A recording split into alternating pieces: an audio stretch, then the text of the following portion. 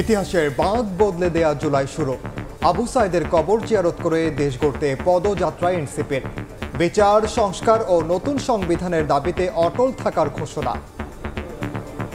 যদি সরকার বা অন্য কেউ মনে করে থাকে যে এই যে হাজারো লক্ষ মানুষ যারা রাজপথে নেমে এসেছিল তারা ঘরে ফিরে গিয়েছে, তাহলে আপনারা ভুল ভাবছেন। আমাদের যে জুলাই ঘোষণাপত্র এবং জুলাই সনদ, সেটি আমরা আদায় করে ছাড়বো ইনশাআল্লাহ। নতুন এক সংবিধান প্রণয়ন করতে গণপরিষদ নির্বাচনের আয়োজন করতে হবে। অভ্যুত্থানের বর্ষপূর্তি উপলক্ষে বিএনপি, জামায়াত সহ বিভিন্ন দলের নানা আয়োজন। স্বৈরাচার মাথাচাড়া দিলেই বিনাশের ডাক প্রধান উপদেষ্টার। জুলাই ক্যালেন্ডার উদ্বোধন। আমরা প্রতি বছর এটা করব, যাতে কোনো স্বৈরাচারের কোনো চিহ্ন দেখা গেলে সেটা তাৎক্ষণিকভাবে আমরা বিনাশ করতে পারি। দেখছিলেন প্রধান শিরোনাম। সন্ধ্যার সময়ের সঙ্গে আছি আমি ওমর ইনাম এবং আমি আফরোজা মৌটুসী। এবার অন্যান্য শীর্ষ সংবাদ। জুলাই আন্দোলনে ৩ লাখের বেশি গুলি ছোড়ে আইন শৃঙ্খলা রক্ষা বাহিনী। মানবতা বিরোধী অপরাধে শেখ হাসিনা সহ ৩ জনের বিচার শুরুর আবেদন প্রসিকিউশন। নির্বাচনে অনিয়মের মামলায় নুরুল হুদার জবানবন্দি। বিচারাধীন বিষয়ে মন্তব্যে নারাজ সিইসি। ফেব্রুয়ারি থেকে এপ্রিলে জাতীয় নির্বাচনের লক্ষ্যে প্রস্তুতি নিচ্ছে কমিশন। সচল হলো পদ্মা সেতু দুর্নীতির মামলা। ফের অনুসন্ধান শুরু দুদকের। কমিশনের হাতে সাবেক সচিব মোশাররফ হোসেন ভূঁইয়ার অনিয়মের তথ্যপাত্য। পরামর্শক নিয়োগে মানা হয়নি বিধি।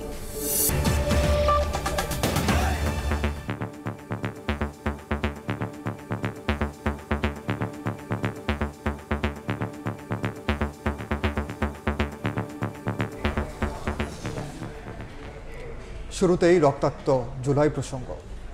শুরু হলো ইতিহাসের বাঁক বদলে দেয়া রক্তাক্ত জুলাই। রংপুরে শহীদ আবু সাইদের কবর জিয়ারত করে গণ অভ্যুত্থানের বর্ষপূর্তি উপলক্ষে দেশ গড়তে জুলাই পদযাত্রা শুরু করেছে জাতীয় নাগরিক পার্টি।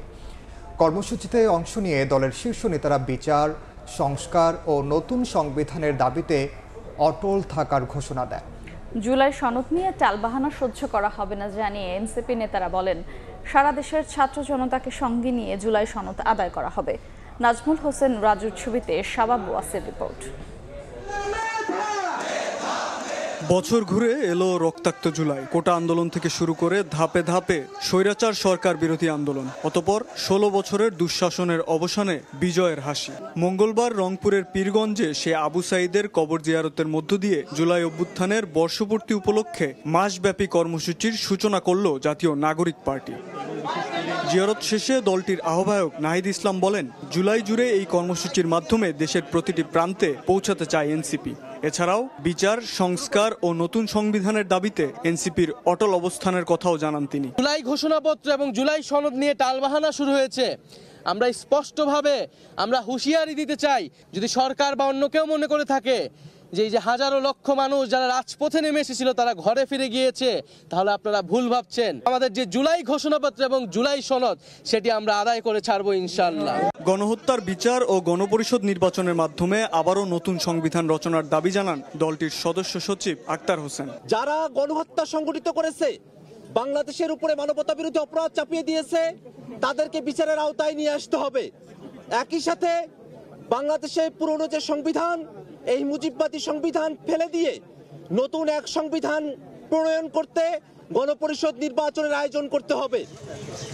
শহীদ আবু সাইদের কবর জিয়ারতের মাধ্যমে সূচনা হলো এনসিপির জুলাই বর্ষপূর্তি কর্মসূচি। মাসব্যাপী সারা দেশে এই কর্মসূচির মাধ্যমে বিচার, সংস্কার ও নতুন বন্দোবস্তের পক্ষে জনমত তৈরি করার প্রত্যয় এনসিপি নেতাদের। পরে পদযাত্রার অংশ হিসেবে গাড়িবহর নিয়ে গাইবান্ধা অভিমুখে রওনা দেয় এনসিপি নেতাকর্মীরা। যাত্রাপথে সংক্ষিপ্ত বিরতি দিয়ে বিভিন্ন জায়গায় স্থানীয়দের সঙ্গে কুশল বিনিময় করেন দলের নেতারা।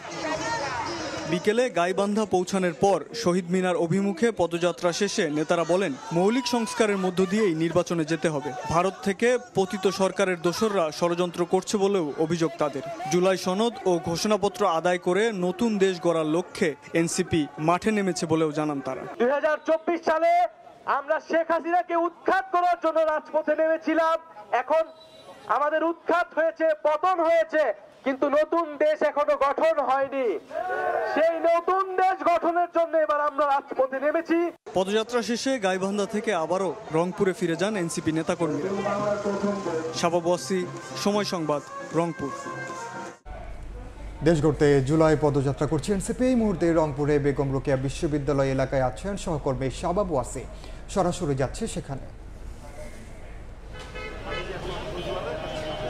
গাইবান্ধা থেকে পদযাত্রা শেষে রংপুরে বেগম রোকেয়া বিশ্ববিদ্যালয়ের প্রধান গেটে, যেখানে শহীদ আবু সাঈদের গুলিবিদ্ধ স্থান, সেই স্থানটি পরিদর্শন শেষে এখন রংপুর শহরে অভিমুখে পদযাত্রা করছে জাতীয় নাগরিক পার্টি এনসিপি। আমরা দেখতে পাচ্ছি নেতাকর্মীরা মিছিলে মিছিলে কিন্তু এগিয়ে যাচ্ছেন শহরের দিকে। এর আগে সকালে শহীদ আবু সাঈদের কবর জিয়ারতের মাধ্যমে আনুষ্ঠানিকভাবে এনসিপির মাসব্যাপী জুলাইয়ের বর্ষপূর্তি উপলক্ষে এনসিপির মাসব্যাপী যেই কর্মসূচি, সেটার আনুষ্ঠানিক সূচনা হয়েছিল।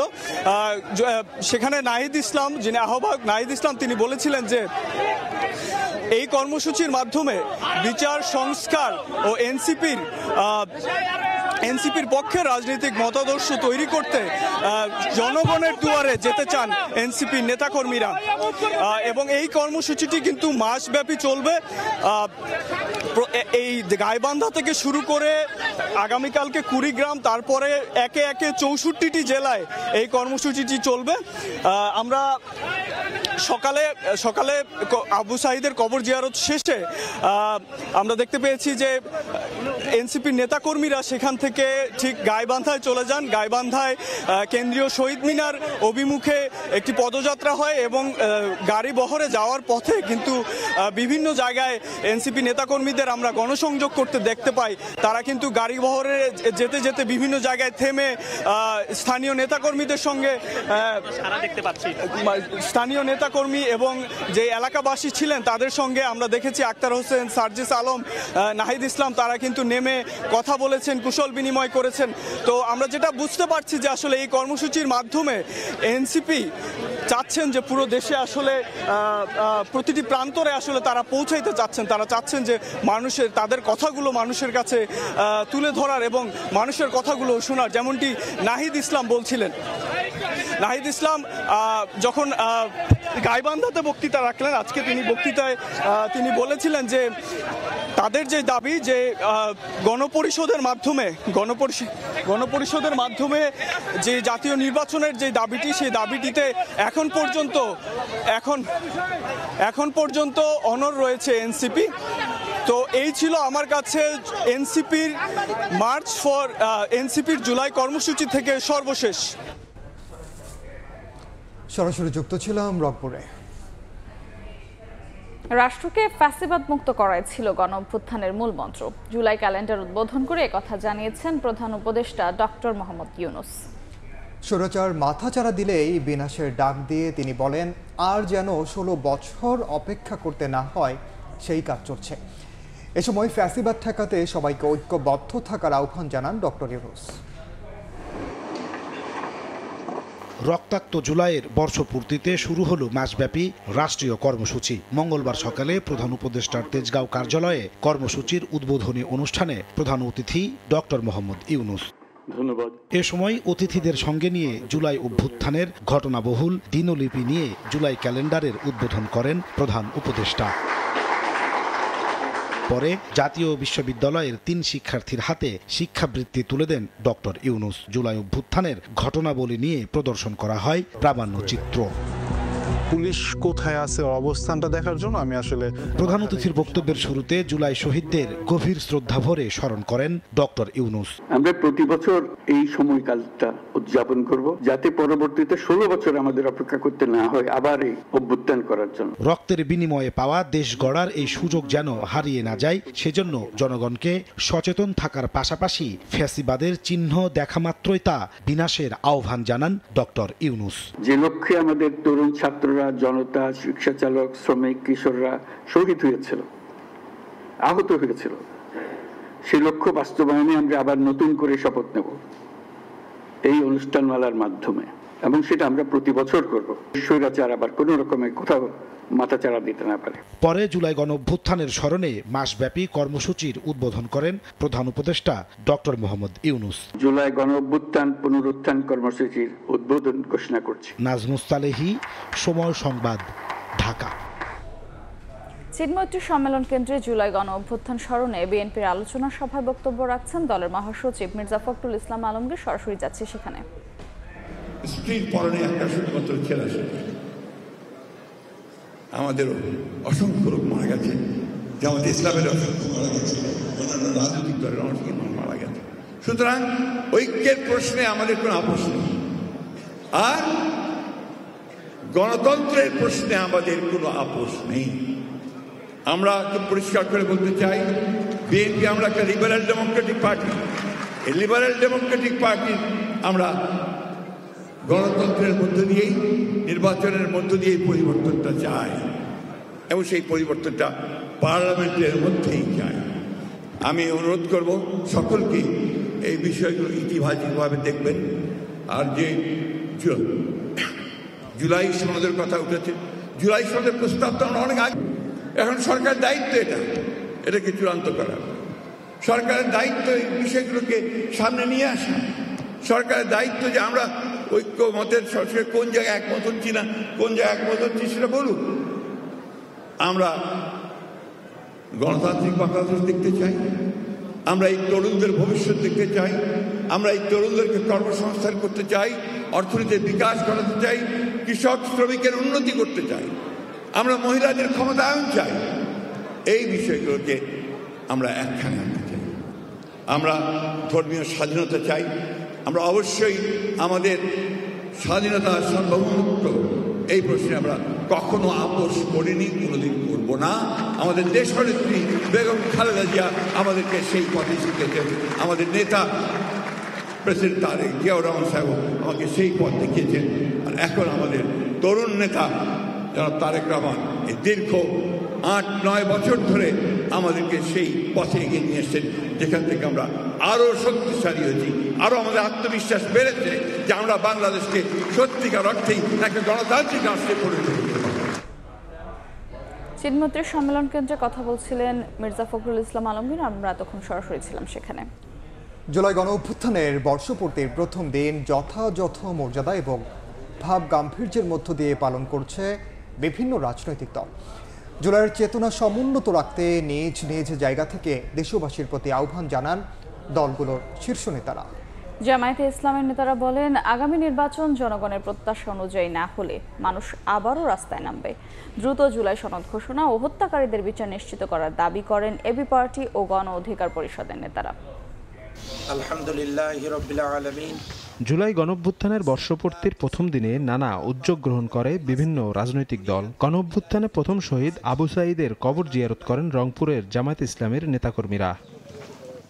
এদিন মাসব্যাপী কর্মসূচির অংশ হিসেবে রাজধানীর পুরানা পল্টনে জুলাই বিপ্লবের শহীদ ও আহতদের জন্য দোয়া অনুষ্ঠানের আয়োজন করে বাংলাদেশ জামায়াত ইসলামী। প্রধান অতিথির বক্তব্যে দলটির নায়েবে আমির সৈয়দ আব্দুল্লাহ মোহাম্মদ তাহের বলেন, সংস্কার ও বিচার দৃশ্যমান না হয় অনেকে জুলাইয়ের সফলতা নিয়ে শঙ্কিত। কারো কারো মনে বেশ সংশয় তৈরি হয়েছে যে কি এই আন্দোলন ব্যর্থ হয়ে গেল কিনা। আগামী নির্বাচন সুস্থ হইতে হবে, সঠিক হইতে হবে, নিরপেক্ষ হইতে হবে, লেভেল প্লেইং ফিল্ড পূর্বান্নেই এটাকে নির্ধারণ করতে হবে, নিশ্চিত করতে হবে। এদিকে জাতীয় প্রেস ক্লাবে এবি পার্টি আয়োজিত জুলাই গণঅভ্যুত্থানের ৩৬ দিন উদযাপনের উদ্বোধনী অনুষ্ঠানে দ্রুতই জুলাই সনদ ঘোষণার আহ্বান জানান আমার দেশ সম্পাদক মাহমুদুর রহমান। জুলাই শহীদদের ভুলে গেলে আমাদের তো অস্তিত্বই থাকবে না, জাতি হিসেবে আমরা অস্তিত্বহীন হয়ে পড়ব। নতুন এক বাংলাদেশের রূপান্তরের পক্ষে আমরা সাধারণ জনতার জোটে আমরা বিশ্বাসী। ঢাকা রিপোর্টার্স ইউনিটিতে জুলাই গণঅভ্যুত্থানের বর্ষপূর্তির আলাদা অনুষ্ঠানে যোগ দিয়ে গণ অধিকার পরিষদের সভাপতি নুরুল হক নূর গণহত্যার বিচারে জোর দেন। বলেন, উপদেষ্টা পরিষদ পুনর্গঠন করে রাষ্ট্র সংস্কারের জন্য অবিলম্বে জুলাই সনদ ঘোষণা করা প্রয়োজন। এই জুলাইকে মানুষকে ভুলতে দেওয়া যাবে না। জুলাই বিভাজন নয়, জুলাই আমাদের ঐক্যের প্রতীক। গত 1 বছরের সরকারের প্রতি আমাদের যে প্রত্যাশা ছিল, সেখানে আমরা বড় রকমের ধাক্কা খেয়েছি। এদিকে জুলাই গণঅভ্যুত্থানে প্রাণ হারানোদের রুহের মাগফিরাত এবং আহতদের দ্রুত সুস্থতা কামনা করে জাতীয় মসজিদ বাইতুল মোকাররমে বিশেষ দোয়ার আয়োজন করে ইসলামিক ফাউন্ডেশন। শফিক মুন্সি, সময় সংবাদ, ঢাকা। জুলাই আন্দোলন দমনে সারা দেশে ৩,০৫,৩১১ রাউন্ড গুলি ছোড়ে আইন শৃঙ্খলা রক্ষা বাহিনী। এর মধ্যে শুধু ঢাকায় ছোড়া হয় ৯৫,৩১৩ রাউন্ড তাজা বুলেট। শেখ হাসিনার মামলার অভিযোগ গঠনের শুনানিতে তথ্য জানান চিফ প্রসিকিউটর। পরে শেখ হাসিনা, আসাদুজ্জামান খান কামাল ও চৌধুরী আবদুল্লাহ আল মামুনের বিরুদ্ধে বিচার শুরুর আবেদন করা হয়। সোমবার হবে পরবর্তী শুনানি। জুলাই আগস্টে মানবতাবিরোধী অপরাধের মামলায় সাবেক প্রধানমন্ত্রী শেখ হাসিনা, সাবেক স্বরাষ্ট্রমন্ত্রী আসাদুজ্জামান খান কামাল ও চৌধুরী আবদুল আল মামুনের বিচারে মঙ্গলবার সকাল 11:30টার পর আন্তর্জাতিক অপরাধ ট্রাইব্যুনালের কার্যক্রম শুরু হয়। এদিন এই 3 জনের বিরুদ্ধে অভিযোগ গঠন করে বিচার শুরুর আবেদন করেন চিফ প্রসিকিউটর। আসামিদের জ্ঞাতসারে এবং তাদের নির্দেশনায় দেশব্যাপী মানবতাবিরোধী অপরাধ সংগঠিত হয়েছে। এই ধারাবাহিকতায় নিরস্ত্র ছাত্র জনতার নির্যাতন করা হয়, প্রাণঘাতী অস্ত্র এবং হেলিকপ্টার ব্যবহার করে গুলি করে 1.5 সহস্রাধিক মানুষকে হত্যা করা হয়, 25 সহস্রাধিক মানুষকে গুরুতর জখম করা হয়। এই আক্রমণে অনেকে স্থায়ীভাবে অন্ধত্ব বরণ সহ চিরতরে পঙ্গু হয়ে যায়। লিথাল ওয়েপন ব্যবহারের নির্দেশ অনুসারে সারা দেশে নিরীহ নিরস্ত্র ছাত্র জনতার উপরে ৩,০৫,৩১১ রাউন্ড গুলি বর্ষণ করা হয়। তার মধ্যে শুধুমাত্র ঢাকা মহানগরীতে গুলি বর্ষণ করা হয় ৯৫,৩১৩ রাউন্ড। শেখ হাসিনা, কামাল ও মামুনের নির্দেশে সারা দেশে পদ্ধতিগতভাবে হত্যাযজ্ঞ চালানো হয় বলেও জানান তাজুল ইসলাম। প্রধানমন্ত্রীর থেকে নির্দেশ এসেছে, সেটা চেইন অফ কমান্ড বাস্তবায়নের মাধ্যমে পুলিশ বাহিনী এবং অন্যান্য বাহিনী, অক্সিলিয়ারি ফোর্সেস, তারা গ্রাউন্ড লেভেলে সব জায়গায় একই পদ্ধতিতে এই কাজটা করেছে। লিথাল ওয়েপনের ব্যবহারের নির্দেশ এসেছে, সারা বাংলাদেশের সর্বত্র তারা একই পদ্ধতিতে লিথাল ওয়েপন ব্যবহার করেছে। পলাতক শেখ হাসিনা ও আসাদুজ্জামান খান কামালের পক্ষে রাষ্ট্রনিযুক্ত আইনজীবী বলছেন, নির্দোষ প্রমাণ করে নজির করতে চান তিনি। আমার চেষ্টা থাকবে, আপ্রাণ চেষ্টা থাকবে তার পক্ষে তাকে এই মামলা থেকে খালাস করার জন্য। সর্বোচ্চ চেষ্টা আমার তরফে থাকবে। এদিনও কাঠগড়ায় নিশ্চুপ ছিলেন সাবেক আইজিপি চৌধুরী আবদুল্লাহ আল মামুন। মামলার এ পর্যায়ে কোনো বক্তব্য না দেওয়ার কথা ট্রাইব্যুনালকে জানান তার আইনজীবী। আগামী সোমবার এ মামলার বিচারে ফের বসবে ট্রাইব্যুনাল। আফজাল হোসেন, সময় সংবাদ, ঢাকা। 2018 সালের জাতীয় নির্বাচনে অনিয়মের মামলায় আদালতে 164 ধারায় স্বীকারোক্তিমূলক জবানবন্দি দিয়েছেন সাবেক সিএসি KM নুরুল হুদা। বিকেলে ঢাকা অতিরিক্ত চিফ মেট্রোপলিটন ম্যাজিস্ট্রেট জিয়াদুর রহমানের খাস কামরায় জবানবন্দি রেকর্ড করা হয়। পরে তাকে কারাগারে পাঠানোর আদেশ দেন আদালত। 2 দফা রিমান্ড শেষে মঙ্গলবার ঢাকার চিফ মেট্রোপলিটন ম্যাজিস্ট্রেট আদালতে নেওয়া হয় সাবেক প্রধান নির্বাচন কমিশনার KM নুরুল হুদাকে। বিকেল 5টায় ঢাকার অতিরিক্ত চিফ মেট্রোপলিটন ম্যাজিস্ট্রেট জিয়াদুর রহমানের খাস কামরায় শুরু হয় জবানবন্দি গ্রহণ।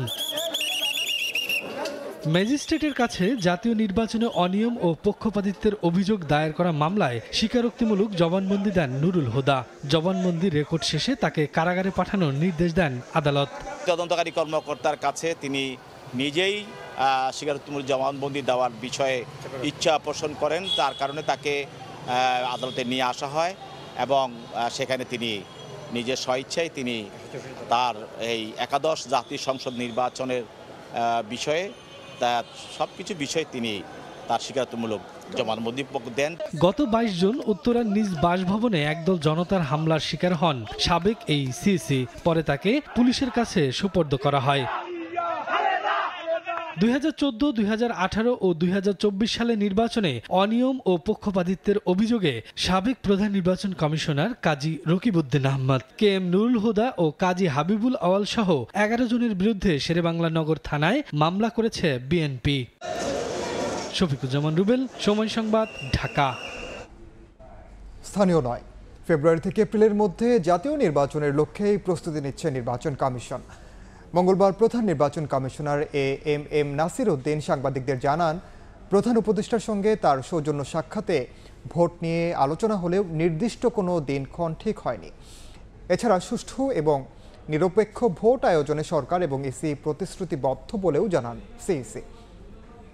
এদিকে সাবেক 2 সিইসির গ্রেফতারের বিষয়ে মন্তব্য করতে নারাজ AM নাসির উদ্দিন। গেল 26 জুন সন্ধ্যায় প্রধান উপদেষ্টার সঙ্গে সৌজন্য সাক্ষাৎ করতে তার সরকারি বাসভবনে যান প্রধান নির্বাচন কমিশনার AM নাসির উদ্দিন। এরপর অসুস্থতার কারণ দেখিয়ে সরকারি ছুটি সহ 4 দিন পর মঙ্গলবার অফিসে আসেন সিইসি। এরপরই গণমাধ্যমের কৌতূহলের অবসান হয়। দুপুরে সাংবাদিকদের সঙ্গে আলাপকালে সিএসি বলেন, প্রধান উপদেষ্টার সঙ্গে ছিল নেহাত সৌজন্য সাক্ষাৎ, তবে জাতীয় নির্বাচনের প্রস্তুতি নিয়ে কথা হয়েছে বলেও জানান সিএসি। উনি যেটা জানতে চেয়েছেন যে উনি একটা free fair and credible election জাতিকে উপহার দিতে চান, আমাদের প্রস্তুতি আছে কি নাই, নির্বাচনের তারিখ নিয়ে কোনো আলোচনা হয়নি, ওটাকে আমার উদ্দেশ্য ছিল না। নির্বাচনের তারিখ এবং শিডিউল এছাড়া আপনারা যথাসময়ে পাবেন, জানতে পারবেন এবং ইলেকশন কমিশন থেকেই জানতে পারবেন। জানান, সরকারের কমিটমেন্ট অনুযায়ী ফেব্রুয়ারি থেকে এপ্রিলের মধ্যে জাতীয় নির্বাচনের প্রস্তুতিতে কাজ করছে ইসি। সুষ্ঠু ও নিরপেক্ষ নির্বাচনে সরকার আন্তরিক বলেও জানান নাসিরউদ্দিন। আমাদের ফোকাস এই মুহূর্ত পর্যন্ত জাতীয় নির্বাচনকে কেন্দ্র করে নিয়েছি। লন্ডনের ফেব্রুয়ারির কথা আসছে, এর আগে উনি এপ্রিলের কথা আসছে, ওর মধ্যে ওই দুইটা টাইম ফ্রেমকে সামনে রেখে আমরা প্রস্তুতি। নির্বাচন কমিশন পুনর্গঠনের দাবির প্রশ্নে সিএসি বলেন, জোর করে চেয়ারে বসেনি কমিশন। এবং আমরা তো অগাস্ট বিপ্লবের পরের ফসল, আমরা কেউ এসে জোর করেছি এই চেয়ারে বসে গেছি। কাউসারা চৌধুরী কুমু, সময় সংবাদ, ঢাকা। রাজধানীর চীন মৈত্রী সম্মেলন কেন্দ্রে জুলাই গণ অভ্যুত্থান স্মরণে বিএনপির আলোচনা সভায় ভার্চুয়ালি বক্তব্য রাখছেন ভারপ্রাপ্ত চেয়ারম্যান তারেক রহমান। সরাসরি যাচ্ছে সেখানে। এবং হতাহতদের বাবা মা, আত্মীয় স্বজন, প্রিয়জন যারা এখানে উপস্থিত হয়েছেন, আপনারা আমার আন্তরিক শুভেচ্ছা এবং সালাম গ্রহণ করুন। আসসালামু আলাইকুম। আজকের এই অনুষ্ঠানে আমি আমার বক্তব্যের শুরুতেই 52-এর ভাষা আন্দোলন থেকে শুরু করে বাংলাদেশের স্বাধীনতা এবং মুক্তিযুদ্ধ, স্বৈরাচার এবং ফ্যাসিবাদ বিরোধী আন্দোলনের শহীদদের প্রতি জানাই গভীর শ্রদ্ধা। একই সঙ্গে দেশের গণতান্ত্রিকামী জনগণকে অভিনন্দন জানাই। গুম, খুন, অপহরণ, জেল, জুলুম, হুলিয়া, হামলা, মামলা, ভয় কোনো কিছুই যাদেরকে গণতন্ত্র পুনরুদ্ধারের আন্দোলন থেকে বিচ্যুত রাখতে পারেনি। শহীদ পরিবারের সম্মানিত সদস্যবৃন্দ, 2024 সালের 5ই আগস্ট ফ্যাসিস্ট পলায়নের পরক্ষণে আমার দেওয়া প্রথম বক্তব্যে আমি শহীদ পরিবারের মায়েদের এবং সন্তান স্বজনদের প্রতি গভীর শ্রদ্ধা জানিয়ে কয়েকটি কথা বলেছিলাম।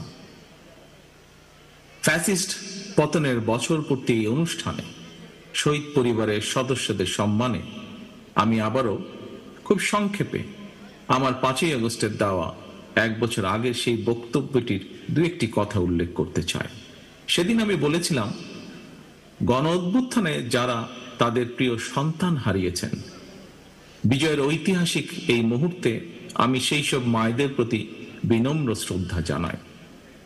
গত 15 বছরের ফ্যাসিবাদী শাসনকালে এইভাবে অনেক সন্তান তাদের প্রিয়তম পিতা হারিয়েছেন, অনেক স্ত্রী হারিয়েছেন তাদের প্রিয়তম স্বামীকে। গুম, খুন, অপহরণ করে অসংখ্য মায়ের বুক খালি করে দেওয়া হয়েছে। আপনাদের সন্তান স্বজনদের শহীদি মৃত্যু আর ত্যাগ তিতিক্ষায় 5ই আগস্ট আরেকটি বিজয় দেখেছে বাংলাদেশ। শহীদ পরিবারের সম্মানিত সদস্যগণ, 24-এর গণ অভ্যুত্থানে আপনার প্রিয়জন দেশের জন্য, দেশের মানুষের জন্য, গণতন্ত্রের জন্য নিজের জীবন উৎসর্গ করেছেন। একজন শহীদ শুধু আপনার স্বজন নন, তিনি জাতির গৌরব, তিনি মুক্তিকামী মানুষের প্রেরণা।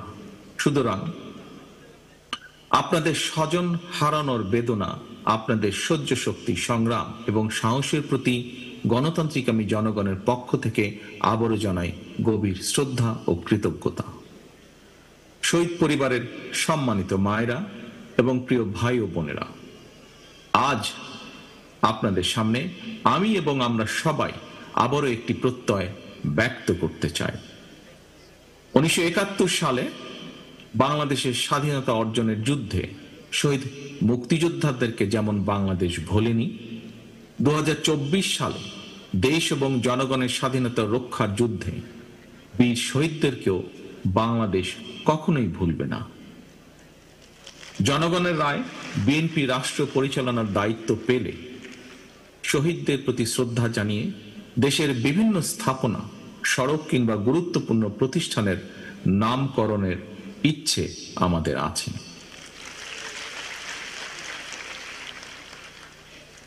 প্রিয় সম্মানিত উপস্থিতিবৃন্দ, এতক্ষণ আলোচনায় ফ্যাসিবাদ বিরোধী দীর্ঘ আন্দোলন সংগ্রামের পূর্বাপর, জনগণের আত্মত্যাগ এবং বর্তমানের করণীয় সহ নানা বিষয় সম্মানিত আলোচকগণ বিস্তারিত বক্তব্য বা তাদের মতামত উপস্থাপন করেছেন।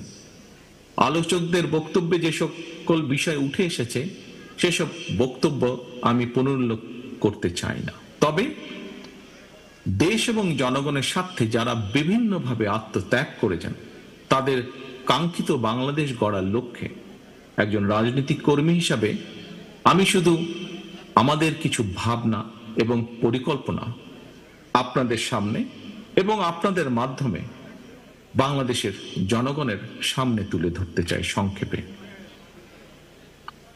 প্রিয় ভাই ও বোনেরা, সম্মানিত অতিথিবৃন্দ, বাংলাদেশের ঘটনাবহুল ইতিহাসের আরেকটি ঐতিহাসিক রক্তাক্ত অধ্যায় ছিল জুলাই আগস্টের গণ অভ্যুত্থান। দীর্ঘ ১.৫ দশকেরও বেশি সময় ধরে দেশ এবং জনগণের উপর চেপে বসা ফ্যাসিবাদ বিরোধী এই আন্দোলনে অসংখ্য মানুষ শহীদ হয়েছেন। গুম, খুন, অপহরণ, নির্যাতনের, নিপীড়নের হামলার শিকার হয়েছেন বহু মানুষ। ফ্যাসিবাদী শাসন শোষণে বিগত ১.৫ দশকের গুম, খুন, অপহরণের তালিকা অনেক দীর্ঘ। শুধুমাত্র জুলাই আগস্ট আন্দোলনেই বিএনপির কমপক্ষে ৪২২ জন সহ বিভিন্ন শ্রেণী পেশা মানুষ, ছাত্র জনতা, কৃষক, শ্রমিক, গার্মেন্টস কর্মী, নারী, শিশু এবং ফ্যাসিবাদ বিরোধী আন্দোলনে থাকা রাজপথের রাজনৈতিক দলগুলোর নেতাকর্মী সহ কমপক্ষে ১৫০০-এরও বেশি মানুষ শহীদ হয়েছেন। আহত হয়েছেন কমপক্ষে ৩০,০০০-এর মতন মানুষ। এর মধ্যে চোখ কিংবা হাত পা অঙ্গ প্রত্যঙ্গ হারিয়ে ১,০০০-এরও বেশি মানুষ চিরতরে অন্ধত্ব কিংবা পঙ্গুত্ব বরণ করেছেন। সিনমৈত্রী সম্মেলনে ভার্চুয়ালি যুক্ত হয়ে বক্তব্য রাখছিলেন বিএনপির ভারপ্রাপ্ত চেয়ারম্যান তারেক রহমান। আমরা তখন সরাসরি ছিলাম সেখানে। সন্ধ্যার সময় আরো থাকছে। শেষ রক্ষা হলো না থাইল্যান্ডের প্রধানমন্ত্রীর। কম্বোডিয়ার সাবেক নেতার সঙ্গে ফোন আলাপ ফাঁসের জেরে বরখাস্ত হলেন পেতং তার্ন, সাংবিধানিক আদালতের রায়। শেষ রক্ষা হলো না থাইল্যান্ডের প্রধানমন্ত্রী পেতং তার্ন সিনাওয়াত্রার। কম্বোডিয়ার সাবেক নেতার সঙ্গে ফোন আলাপে সীমান্ত ইস্যুতে সেনা কমান্ডারের সমালোচনা করায় তাকে বরখাস্ত করা হয়েছে। মঙ্গলবার এই রায় দিয়েছেন দেশটির সাংবিধানিক আদালত। রাজধানীর চিনমৈত্রী সম্মেলন কেন্দ্রে জুলাই গণ অভ্যুত্থান স্মরণে বিএনপির আলোচনা সভায় ভার্চুয়ালি বক্তব্য রাখছেন দলের চেয়ারপারসন বেগম খালেদা জিয়া। সরাসরি যাচ্ছে সেখানে। পতন ঘটেছে, সুযোগ সৃষ্টি হয়েছে নতুন করে বাংলাদেশকে গড়বার। এই আন্দোলনে যারা শহীদ হয়েছেন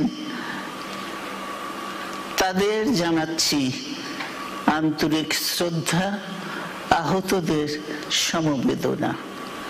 তাদের এই আত্মত্যাগ জাতি চিরকাল মনে রাখবে। গুম, খুন, বিচার বহির্ভূত হত্যার শিকার যারা হয়েছেন তাদের তালিকা প্রস্তুত করতে হবে। দ্রুত বিচারের ব্যবস্থা ও রাষ্ট্রীয় স্বীকৃতি নিশ্চিত করতে হবে। প্রতিটি পরিবারের সম্মানজনক পুনর্বাসন ও নিরাপদ ভবিষ্যৎ নিশ্চিত করতে হবে। প্রিয় দেশবাসী, আমাদের সামনে যে সুযোগ সৃষ্টি হয়েছে নতুন করে গণতান্ত্রিক ব্যবস্থাকে প্রাতিষ্ঠানিক রূপ দেওয়ার, তা আমাদের দ্রুত সম্পন্ন করতে হবে। কর্মসংস্থান সৃষ্টি করতে হবে, জনগণের নিরাপত্তা নিশ্চিত করতে হবে। সর্বোপরি বাংলাদেশের স্বাধীনতা, সার্বভৌমত্বকে রক্ষা করতে হবে যে কোনো মূল্যে। বীরের এই রক্তস্রোত, মায়ের অশ্রুধারা যেন বৃথা না যায় তা নিশ্চিত করতে হবে। ঐক্য বজায় রাখতে হবে। আসুন আমরা সবাই মিলে শহীদ জিয়ার স্বপ্নকে বাস্তবায়িত করি কোটি মানুষের নতুন বাংলাদেশের নির্মাণের স্বপ্নকে। রাজধানীর চীন মৈত্রী সম্মেলনে ভার্চুয়ালি বক্তব্য রাখছিলেন বিএনপি চেয়ারপারসন বেগম খালেদা জিয়া। সরাসরি যুক্ত ছিলাম সেখানে। এই ছিল সন্ধ্যার সময়, সঙ্গেই থাকুন সময়।